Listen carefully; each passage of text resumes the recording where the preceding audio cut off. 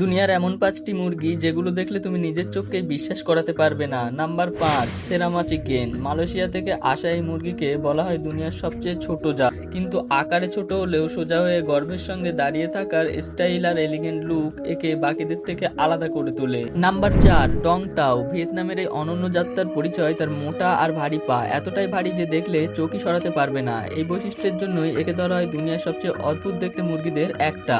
Number 3, সুলতান মুরগি। একসময় এদের পালা হতো অটোমান সাম্রাজ্যের সুলতানদের রাজকীয় বাগানে। ধবধবে সাদা পালক, পায়ে পালকের নরম আবরণ আর মাথায় মুকুটের মতো ঝুঁটি, সব মিলিয়ে এ যেন এক সত্যিকারের রাজকীয় মুরগি। নাম্বার 2, আয়াম চেমানি। ইন্দোনেশিয়ার এই রহস্যময় মুরগি একটা বিরল জেনেটিক কন্ডিশনের কারণে মাথা থেকে পা পর্যন্ত পুরোপুরি কালো।